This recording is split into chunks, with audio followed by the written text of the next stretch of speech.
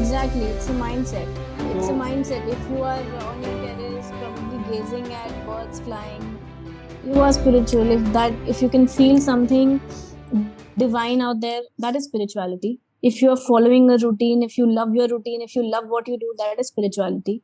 If you are happy, if you are confident in your skin, that is spirituality. Again, everything is spiritual in nature. It's again the way you take it, because life is all about perspective in the end.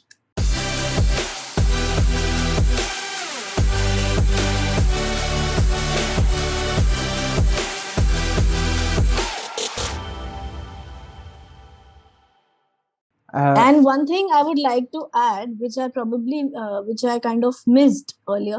hmm, So we were talking about, if you remember, we were talking about not trying to remove negativity, but introduce positivity. Negativity will automatically get removed.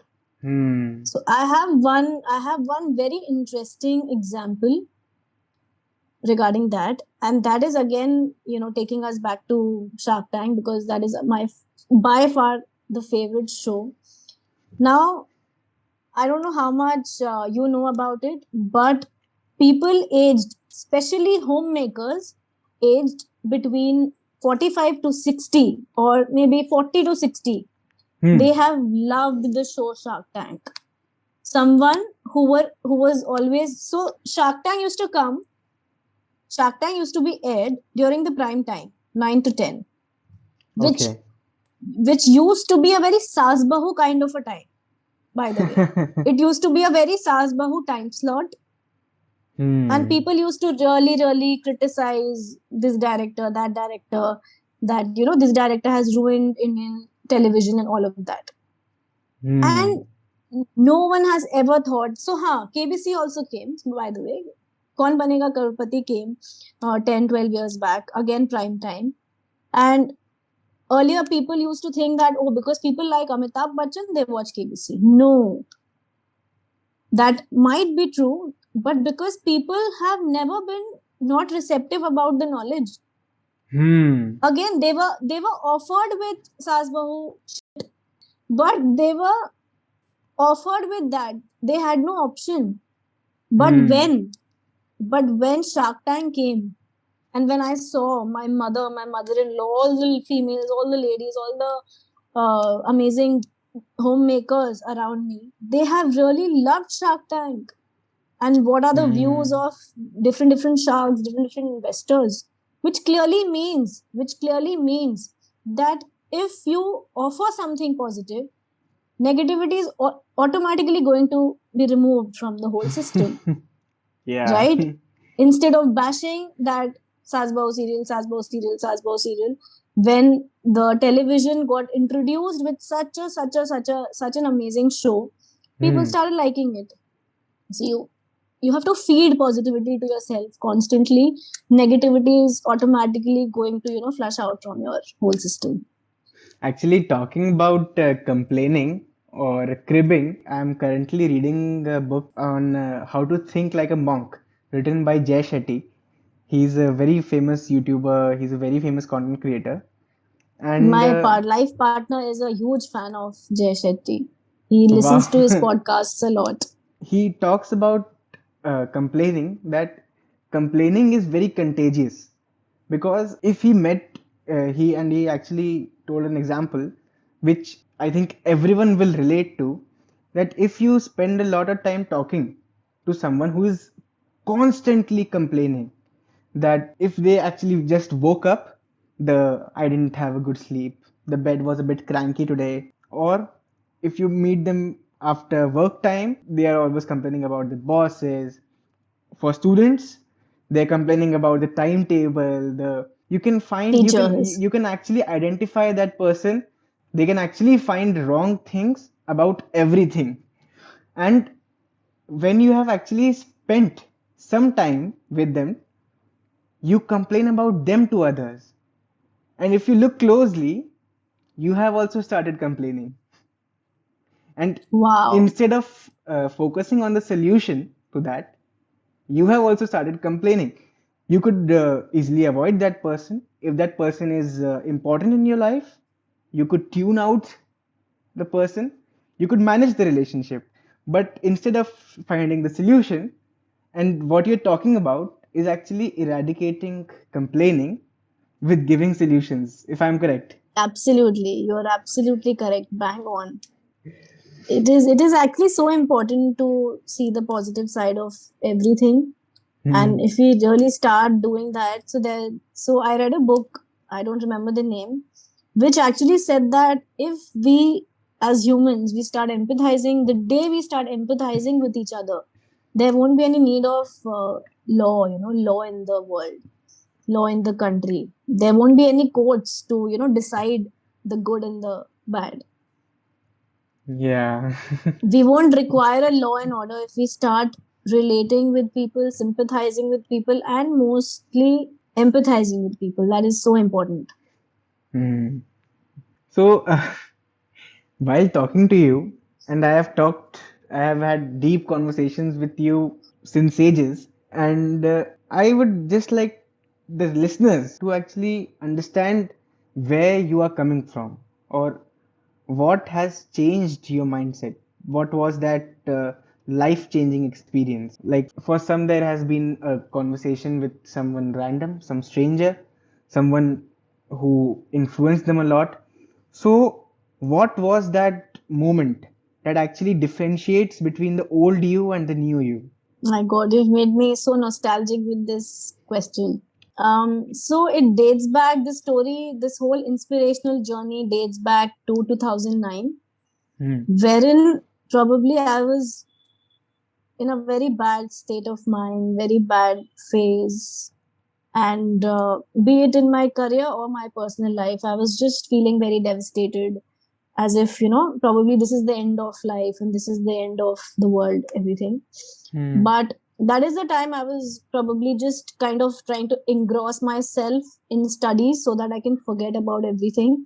And my uncle approached me, and my uncle told me that there is some seminar going to be there in the evening Hmm. at 7 p.m. by Dr. Sneh Desai, conducted by Dr. Sneh Desai.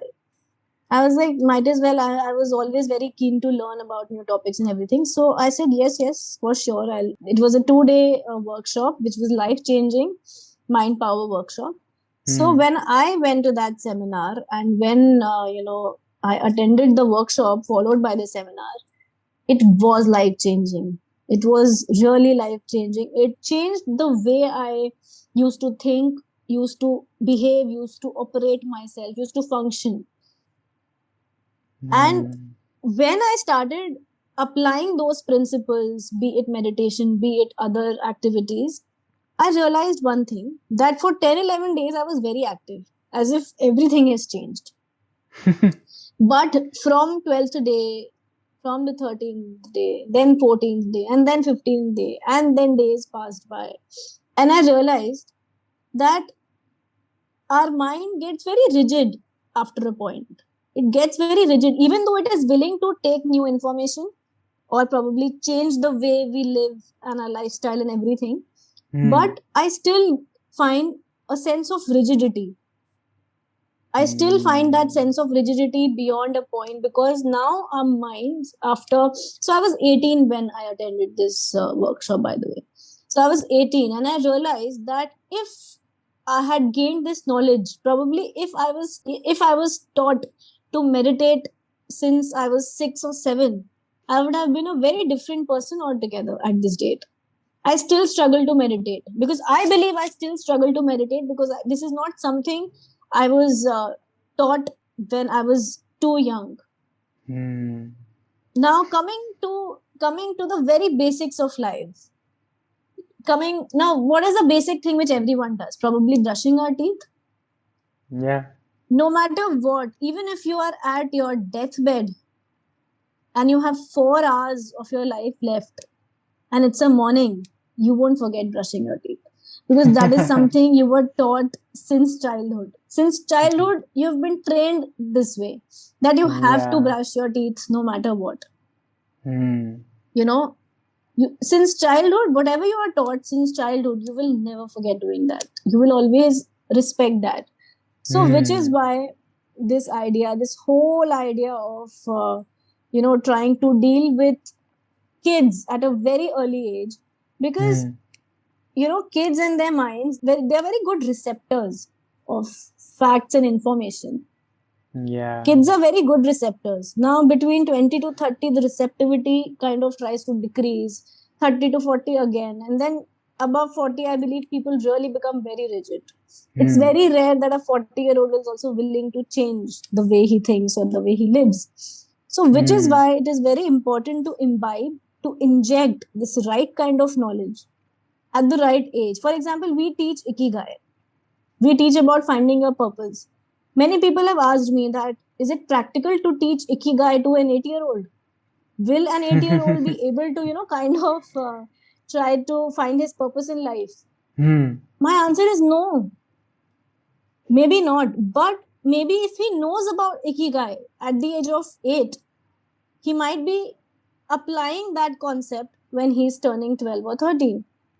But what if he's so unaware of what Ikigai is at the age of 13, he'll just be wandering here and there. If you know about Ikigai at the age of 8, probably at the age of 15, जिसको हम कहते हैं ना घंटी बजना, दिमाग की घंटी बजना, probably at the age of 13, 14 or 15, your mind will say, oh, this is exactly what I was taught. And I can now imply that. Wow.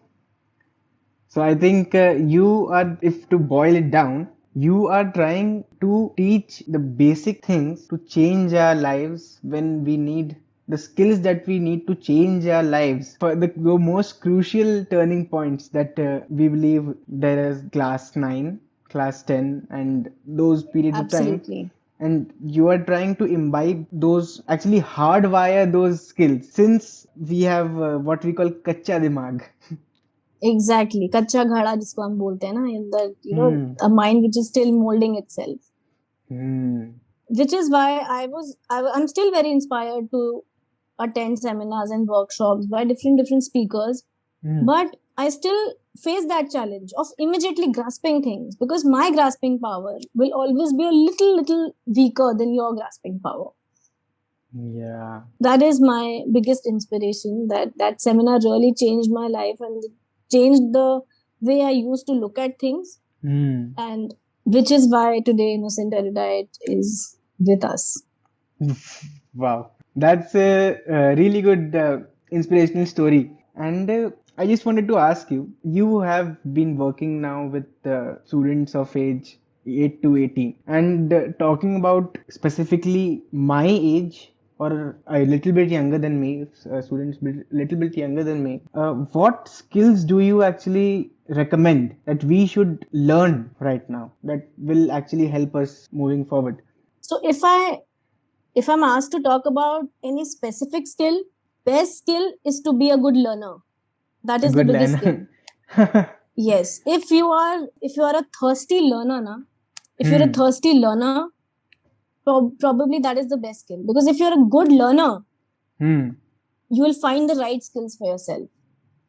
Wow. There is no particular skill which I can recommend to you, because to each their own. I mean, you would want to probably do something in some field, and XYZ would be, any John would be willing to do something in some other field. Yeah. But this skill of being a good learner, a thirsty learner, that knowledge is being spread wherever, I'm being a part of it. If you're a good learner, you will really look for the apt skill which is tailor made for you. Wow. And yeah, if you ask me about some sort of message which I have for this generation or for teenagers, I have 2 or 3 particular messages which I really want to pass on to this generation. Because first of all, I'm a huge fan of this generation. I'm not saying because I'm talking to this generation, talking to one of the person falling into this category. I really love this generation because what you are doing at 18, you're 18, right? If I'm not wrong. Not right now, but yeah. You'll turn 18, yeah. Yeah, I'll turn 18. When I was 18, and I keep talking about this to my partner, when we were 18, we were nothing in front of you guys. You guys are so evolved, and no credit and no special mention to social media or internet. You people are evolved because you people are evolved, and we were not at this age. So all credit goes to your generation, that you people are so evolved, so talented, so smart, so comfortable in your skin. You people are very, very, very confident about who you are. We were not at our age. Sorry, we were not when we were 18. So this is what I love about this generation. Hmm. Hmm. Because जिनको मैं प्यार नहीं करती, उनको मैं इतना free का ज्ञान भी नहीं देती. I really am a fan of this generation, and which is why I would like to tell you all that number one, you people are mad after speed. You people are greedy, greedy, greedy. You people really do want things now. But my dear, this generation, your generation, or my generation, or any other generation for that matter, Rome was not built in a day. No, it wasn't. You cannot be after things कि मुझे अभी चाहिए, right now, now is the time. No, you have to wait. You have to have that patience, that perseverance in your blood. It has to be there. Patience should actually run in your veins and run in your blood. So I'll tell you, Abhigyan, there is a very thin line between being complacent and being rush. Okay. That is known as patience in my knowledge. If you are complacent with whatever you have, that is also wrong. And if you are in a rush, that is also wrong. Now being complacent means सब हो जाएगा आराम से, क्या जल्दी है, आज करे सो काल करे सो परसों. इतनी जल्दी क्या है, जीना है बरसों. So that is also wrong. That theory is also very wrong, that you are acting as a lazy person and you are trying to procrastinate and do it tomorrow and now tomorrow and now tomorrow. So being complacent is very wrong, but always being in that rush, abhi karna hai, abhi chahiye, that is wrong. So uske beech there is a thin line which is known as patience, hard work and patience. The right amount. And the right amount, exactly. The most balanced way of living life is to keep doing your work, again karma yoga, and then be patient about it. Yeah. Be patient about it. So that is one. Try to strike a very good balance in life by not chasing speed. Try to chase hard work. Try to chase good work. Try to chase perfection. तो मैं बोलूंगी नहीं. Perfection is a very wrong term. Try to chase good work with all your heart and soul into it. Never chase speed. Basically, our hunger to achieve everything in a night has actually caused many of us anxiety and depression, because we make a few things, we create, we put our soul into it, and we, in the age of being going viral, we think that all our creations will explode in a few hours. Exactly. If I give an example of just reels, not all reels get 1 million views in the first day. Some take time, and to build on your point, reaching the next floor, you have to take the steps, and you cannot skip the steps, and it takes time. And actually, what you are saying is so correct. Even our podcast, even our page has been there. This podcast is relatively new, but this page has been there for 1.5 years, and its growth has been really steady. And I've been very fortunate that my followers, the followers that started from day one, are still there. And wow, and that is such an achievement for a creator, that the people who were there at the beginning still have faith in us, that we will give them something to think about, we will give them something of value. And what your page is doing is teaching the future creators, the future entrepreneurs, the future investors, the future athletes, the future poets, the future singers. A few students of your class are actually headed on their way to become something really unique and really awesome. So thank you. how can someone boil down really complex matters like racism, to say procrastination, the purpose of life. These topics are so complex that even the most aged minds can't comprehend what the meaning of these topics are. So how do you inculcate these topics into the minds of our kacha ghadas that you? So I think the biggest tip I could, pass on to you would be make things very simple. Make things very simple.